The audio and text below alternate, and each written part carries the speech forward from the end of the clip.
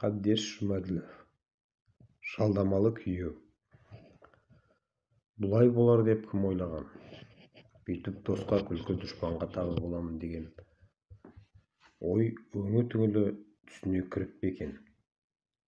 Дұшпан сонда алыстан келсе екен-ау. Аяқ астынан жау болып шыға келген өзінің әріптесі Орынғайша. Сол қатын іші бауырына кіріп қанша сумаңдап тұрса да соған сеніп сыр ашқан жері жоқ еді. Баймырза жайында суыртпақтап сырт тартқан кезде де бұл онша ағынан жарылмай әлденеге келіспей әзірше бөлек тұрып жатырмыз. Түбі балаларына оралатын шығар деп қоя салған. Сөйтсе ол тіміскіленіп бәрін біліп жүреді екен ғой. Бүгін соны тамам мұғалімнің алдында ақтарып салды. Шыны көзі шатынап, қатқан қайыстай қан сөзсіз дермантин беті сұрланып алып, сұңқылдап бір суырылды дейсің. Мектеп мүдірі де, ғылыми мүдір де ауыздарын ашып қалыпты. Сонда Орынғайшаның бұған қимай тұрғаны химияның артық бөлінген 6 сағаты. Жылда сабақ бастар алдында мектептерде сағат бөлісі дейтін науқан бар. Ол бұрында көкпарсыз, ұрыс керіссіз өтпеуші еді, биыл тіпті асқынып кетті. Қайтсын, мұғалімнің жалақысы төмен. Сағат көбейсе бірдеңе қосыла ма дейді баяғы. Бисараның химия пәні бойынша жетекші мұғалім екенін есепке алды ма, әлде жалғыз бастылығын ескерді ме, ғылыми мүдір бұған 6 сағатта артық бөліпті. Орынғайшаның талағын тарс айырып шабына шоқ түсірген сол сағаттар. Жарайды, ақшаның көзі ыстық болсын, бірақ оның мұғалім басымен соншама таусылатын жөні жоқ еді. Адам деген өзінің шаман шарқына қарамайды екен-ау. Орынғайша білімінің таяздығын, химияның қиын есептерін әке көкелеп жүріп, Бисараға шығартып алатыны лезде ұмытып кетті. Ғылыми мүдірдің ақпара аяқталар-аяқталмастан менен сағат артық алатындай Биболованың аты бәйгеден келіп пе, әлде ақша соған ғана керек пе екен? Құдайға шүкір, біздің де табақтай дипломымыз бар. Қазір демократия, бармақ басты көз қыстыға орын жоқ, деп шаптығып шыға келді. Ғылыми мүдір өзінше уәж келтіріп, Байболова химия пәнінің жетік меңгерген жетекші мұғалім, оның үстіне жалғыз басты деп бірдеңені бастап келе жатыр еді. Орынғайша орта жолдан тағы киіп кетті. Байболованы жалғыз басты деп кім айтты? Баймырза деген табыскер күйеуі бар. Ол баймен фиктивный ажырасып, бір бизнесмен қатынға прокатқа беріп отыр. Содан ай сайын ақша алып тұрады. Өтірік десе міне көзі. Айтсын деп қандауырдай қадалды. Жаратылысынан ұрысқа икемі жоқ Бисара қапелімде не айтарын білмей абдырап қалды. Орынғайшаның сөзі өтірік дейін десе, оның қисынын тағы келтіре алмады. Сұрқия неме, оның осал жерінен бұлтартпай дөп басып отыр. Ашу үстінде аузына жөнді сөзді түспепті. Ай Орынғайша, өзің не сандалып отырсың? Сені білімсіз, салымсыз қор етіп жаратқан мен ғой деп тұрсың ба? Сенің маскүнем байыңды прокатқа алмақ түгілі май қорып берсең ит те жемейді ғой. Соны менен көресің бе? Күнің сол 6 сағатқа қарап тұрса, сені алып мұратыңа жетші деп бар болғаны. Бір абырой болғанда бұлардың сөзін басқалар ештеңе түсінген жоқ. Байын прокатқа берді деген не пәле тағы? Әйелдер ұрысқанда бір-біріне не айтпайды, бұл да соның бір кері шығар деп ұйғарысқан. Орынғайшаның жайын жақсы білетін мектеп басшылары өз шешімдерін өзгерткен жоқ. Бөлінген сағаттар сол күйі қала берді. Сағаты бар болсын, Бисара содан кейін де бәрібір тыныша алмады. Айтылған сөз алтылған оқпен тең. Орынғайшаның айтқан жаңағы сөзі өңменінен оқтай қадалып тұрып алды. Содан өзін-өзі келе алсашы. Жиналыс біткенше зорға шыдап отырды. Біткеннен кейін алды-артына қарап тұра алмай тұра жөнелді. Мектептен қалай шығып, троллейбусқа қалай мінгені, қалай түскені де есінде жоқ. Бір уақытта қараса сүріне қабына үйіне жетіпті. Аулада велосипед теуіп жүрген Айбек бұған зулатып келді де, шешесінің көзіне көзі қырын салмағанына сәл таңданып тұрып, балаларға қайта қосылып кетті. Есікті биыл 6-шы сыныпқа баратын үлкен қызы Айсара ашты. Баланың ойында ештеңе жоқ, еркелей мойнына асылып, шолжаңдап сөйлеп жүр. Білесің бе, бүгін үйге кім келген? Жаңа ғана көкем келіп кетті деп, бұрыны сілтеңдеп Айсара жайраң қағып, саған ақша тастап кетті. Соны айтып айнаның алдындағы қобдишадан бір аппақ конвертті алып ұсынды. Сыртында Айсұлу фирмасының эмблемасы бар. Таныс конверт.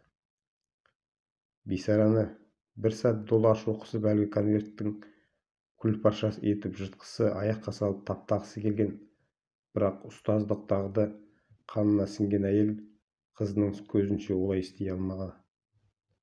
Баланың қолынан конвертті алды да ләм деместен ішке өтіп кетті. Мама, мен далаға кеттім, деді манадан үйде әрең шыдап отырған Айсара. Бисара тіл қатқан жоқ, сол күй төсегіне барып құлай кетті. Жол бойы ашу-ыза булығып тырсылдап зорға жетіп еді, оңаша қалысымен көз жасына ерік беріп, ал кеп жыласын. Әлденеден жәбір көрген баладай ықылы қатып өксіп жылайды. Ара-арасында өлдеп боздап та кетеді. Басқа түскен жалғыздық шерменді көз алдына, бәрінен де дұшпанның табасы кім көрінгеннің басынғаны жаман екен. Соны ойлағанда жүрегін біреу шеңбектеп қысып жібергендей өзін қоярға жер таппайды. Көкірегінде көптен жиналып қалған бір ащы запыран тағы бар. Соны сыртқа шығаратын кез келген сияқты. Содан не заманда сабасына түскендей зорға байыз тапты. Әйел қайғысы қашанда көз жасымен жуылады ғой. Мынағыдай емес, сәл сергіп қалғаны байқалды. Әлден уақытта есін жиып қараса, жаңағы конверт қолынан түспепті. Ішін ашып көріп еді, кілең шытырлаған 500 теңгеліктер. Содан 30 қағаз, яғни 15 мың теңге. Артық кемі жоқ. Соңғы айларда келіп тұратын соманың дәл өзі. Баймырзаның айлық бағасы $200 тұғын. Демек, валюта курсының бір қалыпта тұрғаны ғой. Бисара ақша толы конвертті төсектің үстіне атып ұрды да: ал енді басыңа қой, осы ақша ғой сенің түгіне жеткен, деп ышқына дауыстап. О, бишара, менің атымды о бастан бисара емес, бишара деп неге атамаған екен? Бұрын ол басқа түскен бар пәленін Баймырзадан көретін еді. Енді ойлап отырса, ол байғұста жазы жоқ. Отбасын айықпас қырсыққа бастаған бисараның өзі екен. Шығасыға иесі басшы деген бұрынғылар тегін айтқан ба? Мұны құртқан осы ашкөздік, дүние қоғыздық, түк көрмеген сорлы басы бір күні осылай тақырға отырып қаламын деп ойлап па? Апшысын қуырып тандыры тартылған мына заманда күнкөрістің қамын ойлап жанталасқаны рас. Сол тұста Баймырза жұмыссыз қалып, мұғалімдер бірнеше айға дейін жалақы ала алмай, естері шығып кеткен. Көңілдерін әлдебір үрей жайлап, ақыр заман деген осы шығар деп ойлап еді. Шиетте екі баланы қалай бағарын білмей жан ұшырған шақ. Сондай қиын қыстау сәтте күйеуіне сүйеніш, ес болудың орнына бұл оны ұдайы отқа итермелеумен болыпты. Заманның бұлай аяқасты құбыларын кім білген? Жаңадан отау көрген жас шаңырақ біреуден ілгері, біреуден кейін өмір сүріп жатқан. Көңілдерінде титтей қайғы жоқ. Білетін жұрт бұларға қызға қарайтынды. Баймырза құрылыста жетекші инженер, бисара өз ісіне тыңғылықты озат мұғалім. Үйленгендеріне 10 жыл толмай осы Айсара келді дүниеге. Сондағы Баймырзаның қуанғанын айтпа.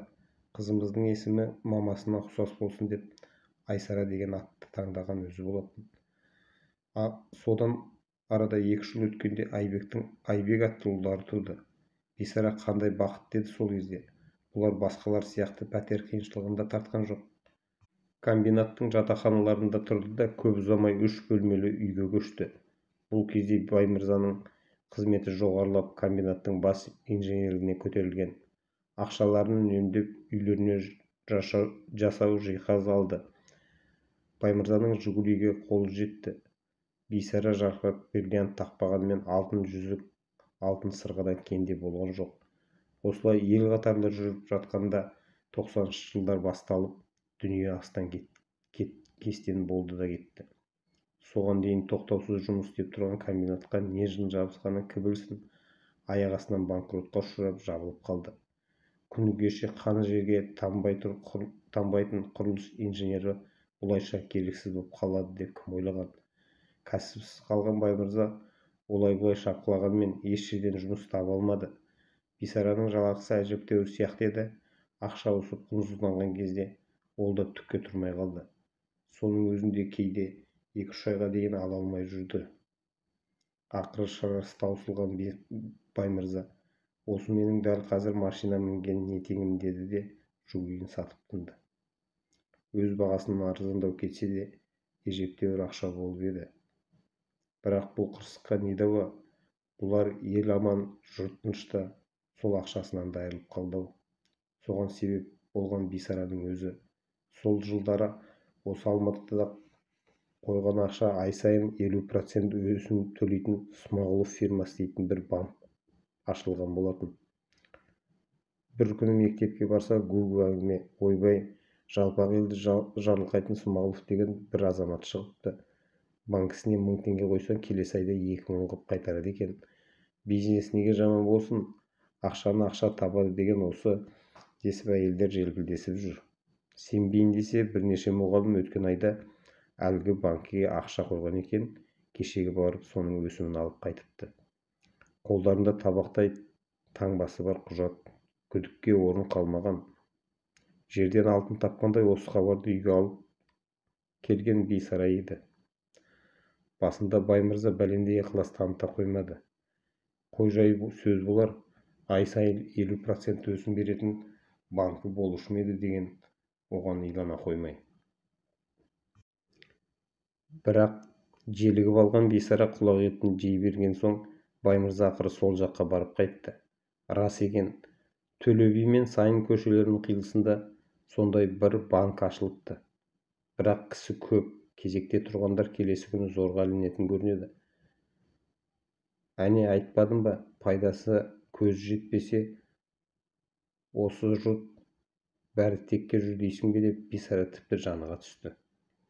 Содан не керек, бұлар машинадан түскен $4000 сонда апарып қоятын болды.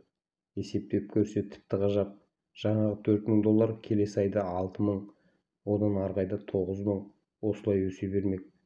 Жұмыссыз үйде жатып ақ байып кетуге болады. Көңіл бірден көтеріліп кетті. Жасасын капитализм, жасасын бизнес. Әй бәсе, капитализмнің осындай бір кереметі болса керек еді. Жұрт қатарлы соның жемісін татпай бұларға жын қағып па? Ақыры ақшаларын алып барған. Өзгесін қойшы, ерлі-зайыпты екеуі күндіз-түні кезекте тұрып 2 күн дегенде зорға өткізді. Құдай-ау, кім жоқ дейсің бұл арада? Жұмыссыз қалған жастар, пенсияда қарап отырған өлмелі кемпір-шалдар, қайсын байғұстар, жиған терген банкіге қойып, соның өсімімен жан сақтамақ.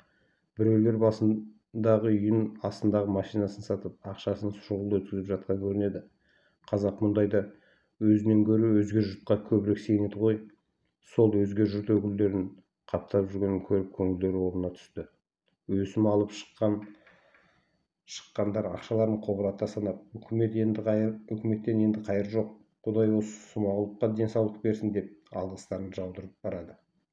Ақ Жигулидің ақшасын кассаға түсіп кеткеннен кейін Баймырзаның күдігі тарқамай жүрді. Құдай бірдеңені сездірді ме екен, Смағұлов туралы сөз бола қалса? Әй білмеймін, осының артында бір шикілік бар. Келесі айға аман есен жетсек, ақшаны қайтарып алайық та деп тынайық деп жүрген. Амал не? Соған да үлгермеді ғой. Баймырза межелі уақыт барса, бұл айда айналымнан қаржы түспей жатыр. Келесі жолы 2 айдың өсімін бірақ төлейміз деп сөйтсе, онысы аярлық екен. Бір күні теледидардан Смағұлов қашып кетіпті деген хабар берілді. Халықтың 100 миллион ақшасын алдаған, шетелге тартып отырған. Қайғылы хабарды естігенде бейсараның жүрегі тоқтап қала жаздады. Көз жасына ие болмай ағыл-тегіл жылаған есінде. Тәңірім-ау, сонда өкімет қайда қараған? Смағұлов деген біреудің жыл бойы жұрттан ақша жинап жатқанын білмеген бе? Білсе де алаяқ тапа-тал түссе қалай қашып кетеді? Әнеу күні ғана жиналған жұртты маңына жолатпай күзетіп тұрған қарулы сақшылар қайда? Түсінсе бұйырмасын. Баймырза қанша дегенмен еркек емес пе? Жиған-терген бар ақшасы күйіп кетсе сыр бермеді. Әй бәсе, осындай бірдеңені ішім сезіп еді-ау. Өзгесін не қылайын, сол ақшаны тәулік бойы ұйқы көрмей қанша азаппен апарып бергенімізді айтсаңшы. Біз сияқты ашық ауызға сол керек, деді де қойды. Қолда барда байының қадірін жеткен қатын аш шығар. Енді ойлап отырса, бұның Баймырза сабар жігіт екен ғой. Сол ақшасы бейсараның бетіне басып қайтып аузын алған емес. Жұпыны киініп алады да күнде ертемен көшеге шығып кетеді. Сөйтсе, Сейфуллин даңғылының бойында лек-лек отырған жұмыссыздар тобына барып қосылады екен. Сол жерден бір күндік, 3 күндік, кейде бір апталық көтерме жұмыстар табылатын көрінеді. Біреулер саяжайын жөндетеді, енді біреулер отын шаптырып көмір тастады. Үй әктетіп обой жапсыртатындар тағы бар. Баймырзаның қолынан келмейтін жоқ, құрылыс жұмысына бес-аспап шебер болатын. Пайдалырақ жұмыс табылғанда үйге әжептәуір ақша әкеліп жүрді. Кейде қазіргі халіне намыстанып. Өзгесін қойшы, жұмысқа жалдайтындар тақ бір ат сатып алар тұрғандай бас аяғыңа барлап қарайтыны, кейде қарыңнан ұстап білек күшіңді тексеретін жаман, деп мұңайып тіл қатты. Бейсараның ойында ештеңе жоқ. Еркек болған соң бала-шағасын асырау міндетті деп отыра беріпті ғой. Баймырза әлі Айсұлу деген сылқымен сол Сейфуллин көшесінің бойында танысыпты. Бір күні көше жиегінде топтанып тұрған жігіттердің арасына бір су жаңа шетелдік машина келіп тоқтайды. Оның ішінен былқ-сылқ басқан кербез келіншек шығады. Келіншек дейді 40-қа келген қатын. Бірақ боянған, сыланған, киімі деген малынып тұр. Аяғын сәнмен басып бұлардың қасына жақындады да: «Араларыңда маман құрылысшы бар ма?» деп сұрайды. Әктейтін, сырлайтын, сантехниканың жайын жақсы білетін, сол маңайда бос жүрген құрылысшылар аз емес. Тұс-тұстан мен деп тұра жүгірді. Айсұлу сұм қырағы ғой, көзі бірден Баймырзаға түссе керек. «Сен бастық боласың», дейді оған сүзіле қарап. «Қасыңа 2 серікті өзің таңдап ал». Баймырзаның мынандай маңайында сыралғы жігіттер тұр екен. Сол арада 3 кісілік бригада лезде құрылып кетті. «Онда не тұрыс? Кеттік», деп Айсұлу машинасын көлігін тартып. Содан 3 жігітті машинаға мінгізіп алады да Көктөбенің көктеріне барып тартып отырады. Осында жаңадан салынған қос қабатты коттедждің әлі бітпей тұрған кеміс жерлері бар екен. Бұларды сол жұмысқа жалдайды. Ақшаның бетіне қарамаса керек, жігіттермен саудаласып жатпай сұрағанын беріпті. Бұл әңгімені алғаш күні-ақ Баймырзаның өзі айтып келген. Сондан құлағына қалғаны ғой. Бұлар сол жерде 3 айдан астам жұмыс істеді. Коттедждің киім-кетігін жөндеп, іші-сыртын әктеп, сантехникасын орнатқан. Орны қазылған ауладағы бассейннің табанына тас қалап, қабырғасына мәрмәр кафель шегендеп шыққан. Обалы кәнекей, табысы жаман болған жоқ. Анау-мынау жігіттің 1 жылдық жалақысын 3 ай ішінде тауып қайтты. Алайда ісі мұнымен біткен жоқ. Айсұлудың не ойы бар кім білсін, Баймырзаны бұдан ары да босата қоймады. Құрылысты 5 саусақтай білетін тәжірибелі маманның шеберлігі ұнады ма, әлде өзін ұнатып қалды, фирмаға тұрақты қызметке алуға ұсыныпты. Қызмет болғанда анау-мынау емес, өзіне оң қол орынбасар етіп алмақ. Жалақысы тіпті жоғары дейді. Баймырза көңілді, ал бейсараның қуанышында шек жоқ. Көшеде қалған адамға табысы мол тұрақты жұмыс табылса, бұдан артық Құдайдан не тілейді.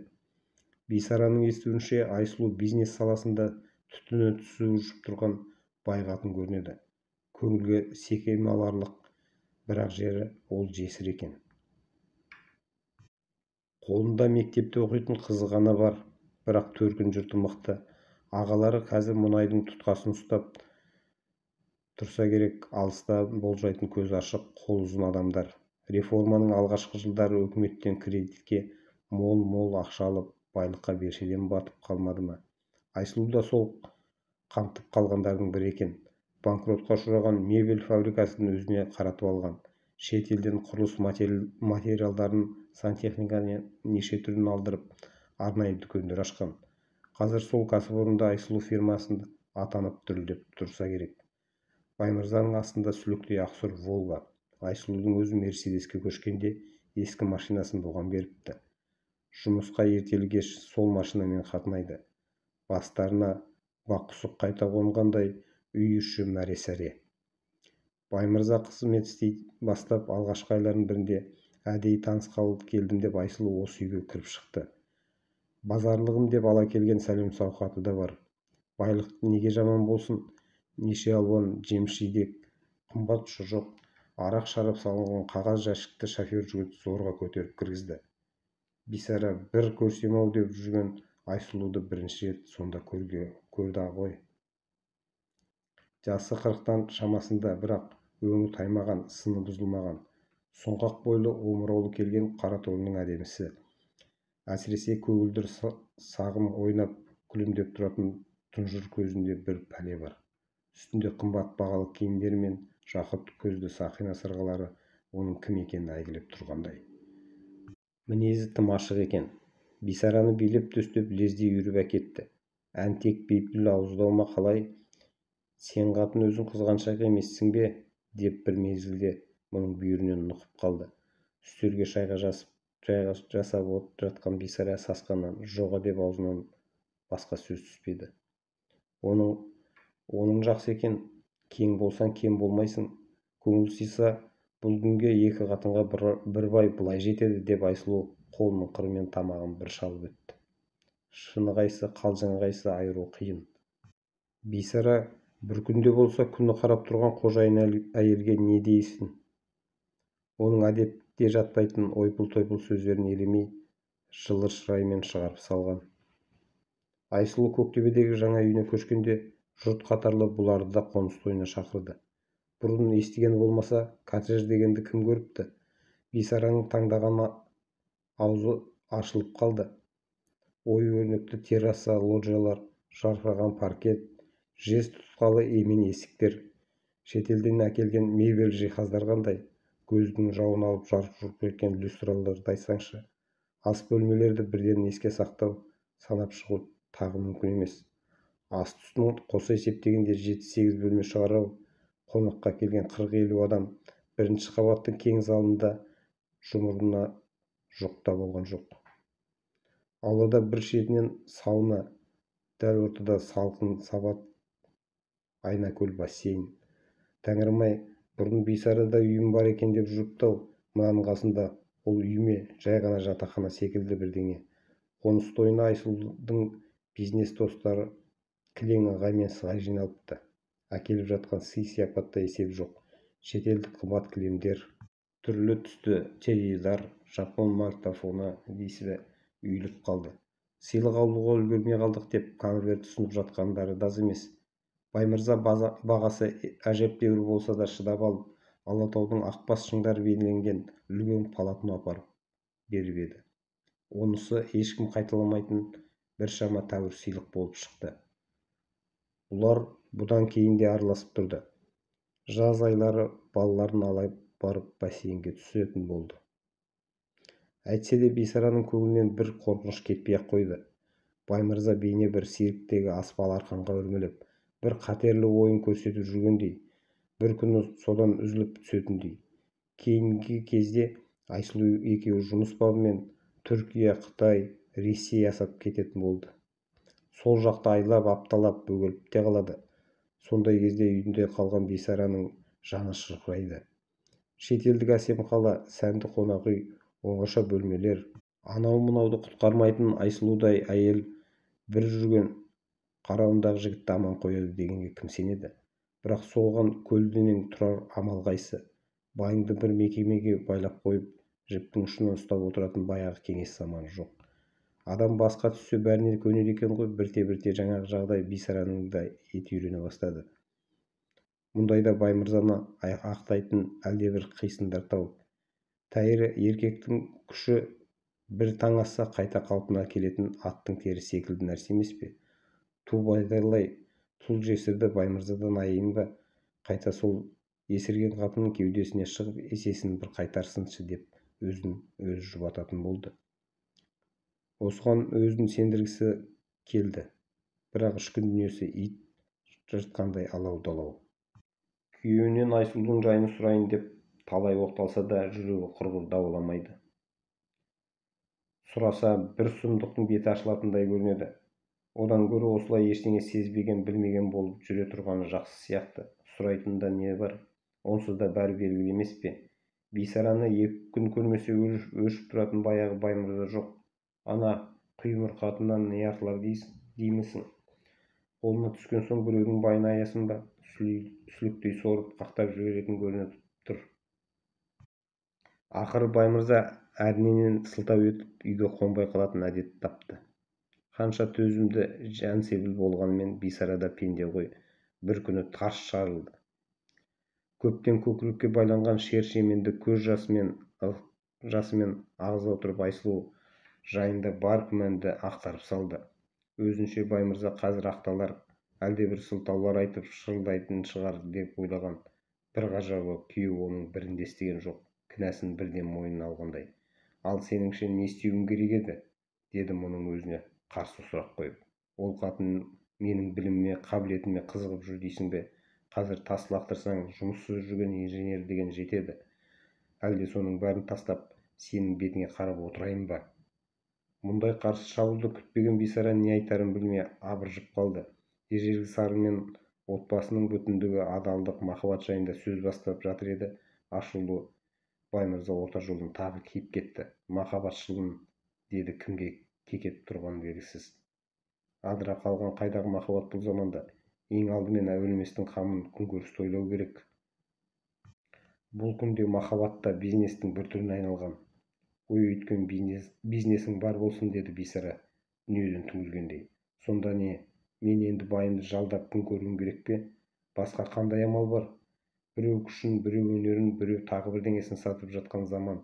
Менің қолымнан дәл қазір жастық көркімнен басқа кәдеге жарайтын не бар? Бисара қарсы ештеңе айта алмай іштен тына күрсінді. Бар қолынан келгені көз жасына ерік берген. Бірақ Баймырза мұны жұбатып та жатпады. Түйілген бетімен үйден шығып кетті де, содан 2-3 күн бойы төбесін көрсетпей қойды. Бүйтіп кінәласқаны бар болсын. Одан гөрі бұрынғы бітеу жараның өзі жақсы екен. 4-ші күні Баймырзаның орнына Айсұлудың өзі келіпті. Күн жексенбі, балалар далада ойынға алданып, үйде Бисараның өзі ғана отырған. Үйге екпіндей кірген Айсұлу баяғы ерке шолжаның мінезіне басты. Әй, не болды? Сен қатын ыңыршағың бауырыңа басып тулап жатыр дейді ғой, деп ештеңе болмағандай жайраң қағып. Мұндайда өзімшіл болармысың? Баймырзаны 15 жыл бауырыңа бастың ғой, бірдеңе өнетін болса, сонда шыққан үйсің қайсы? Әлде ол сені сатып алған құлың ба еді? Қазір адамдар құлдықтан құтылды емес пе? Еркіндік, демократия. Баймырза салт басты біреу емес, әйелі баласы бар, үйлі баранды адам ғой. Біреудің отбасын бүлдіруге қалай дәтің барады? Деді Бисара жыларман болып. Иә, не бүлініп қалды? Бұлай селбесіп жүре берейік дегенге көніп отырсың ба? Көшеде қаңғып жүрген байыңды тауып алып адам қатарына қосып едім, соған айтқан рахметің осы ма? Сен сірә бәрін сатып алуға болады деп ойлайтын шығарсың. Ақшаға сатылмайтын дүниелер бар, деді Бисара да беріспей. Бұл күнде бәрі сатылады. Сатылмайтын керемет нәрсеңді көрсетші кәне. Мәссаған, сен қатын әлі комсомол қалпында жүр екенсің ау. Тәңір-ай, мұндай да сұмдық болады екен. Қойныңдағы байыңа қолқа салды деген не пәле? Байыңды бөліскің келмесе, маған басы бүтін өткізесің, деді Айсұлу бұған күле қарап. Босқа емес әрине. Баймырзаға қызмет жалақы сөз алдына саған айына $200 пенсия тағайындаймын. Білсең, ол ақша емес. Мұғалімнің 4 айлық жалақысы. Ақшаң өзіңе. Сол Баймырзаны саған ақ бердің, деді көз жасына булыққан Бисара. Ойлан, Маған қазір жігіт проблема емес, деді Айсұлу кетуге ыңғайланып. Байыңды баяғы таз кейпіне кигізіп үйіне қайтарып жіберейін бе, жоқ әлде жаңағы контрактіге келісесің бе? Жауабын ертең күйеуіңмен айтарсың. Ертеңде Баймырза келгенде осы әңгіме қайта жалғасты. Бисара ұрысты, жылады, шашын жұлып бетін жыртты. Өзің де құр, ақшаң да құрсын, енді менің көзіме көрінбе, деді. Баймырза бар дәлелін айтып жатыр. Сенен балалардан бөлек тұру маған оңай дейсің бе? Бірақ осылай етпеске амалымыз бар ма? Сенің қасыңда Айсұлу деген кім ол? Сен одан әлдеқайда жассың, сұлусың. Өзіңнен 5 жас үлкен қатан қатынға көңілің ауырлықтай мені жын қағытпа. Мен әлі ақ Айсұлудан іргемді бөліп, өз алдыма тірлік жасаймын. Тізгінім қолыма тиген күні аялдамай өзіңе қайтып ораламын. Соған дейін мұрсат бер, деді. Қойшы әйтеуір, Бисараның басын айналдырып жүріп осыған көндірді ғой. Көнбегенге амал бар дейсің бе? Тіпті бір ауыз сөз айтпай кете берсе, қазір еркекті ұстап тұра алмайсың. Қайта Баймырзаның артында бала-шағасын ойлап қайғырғанына рахмет. Құр кеудеден жалған намыстан не шығады? Намыс саған нан бола ма, киім бола ма? Бірақ далада тегін жатқан бай жоқ қой. Соны ескерген Бисараның төлемақыдан бас тартпаған рас. Міне содан бері 2-3 жылдай уақыт өтті. Айсұлу әзірше уәдесінде тұрып, ай сайын төлейтін $200 қалет қылмай жіберіп тұр. Баймырза да келіп кетіп қарасып тұрады. Уақыт өте келе адам баласы бәріне де көндігеді екен ғой. Тіпті оның өзі ешбір оғаштығы жоқ, әдетті іске айналып бара жатқанда. Бүгін Орынғайшаның бір ауыз сөзі ғой, қай-қайдағын еске түсірген. Біраздан соң Бисара орнынан тұрып, үйреншікті үй тірлігіне кірісіп кетті. Сағат 1-ге таяп қалыпты. Ас үйге кіріп шай қойды. Газ сығырайып зорға жанып тұр. Балконға шығып балаларына көздеді. Топ баланың ішінде ойнап жүрген Айсара мен Айбекті көріп, көңілі орныққан соң, үй ішінде бөлек салақ шашылып жатқан заттарды жинастыра бастады. Ертең жоқ бүрсігүні алғашқы қоңырау. Балаларды соған дайындау керек. Киімдері баршылық, қағаз, қалам, дәптер жағы қалай екен? Бұрын жақсы еді, мектеп формасы әрі арзан, әрі біркелкі болатын. Қазір әркім шамасына қарай ала-құла киінетін болды. Үлкендер ғана емес, балалардың да бай-кедейі бірден білініп тұр. Содан намысқа тырысқан бәсекеге тыраштық басталған. Баймырзаның шетке шыққан сайын балаларына киім-кешек әкелетіні барды. Соның арқасында бұлар киімнен тарылып тұрған жоқ.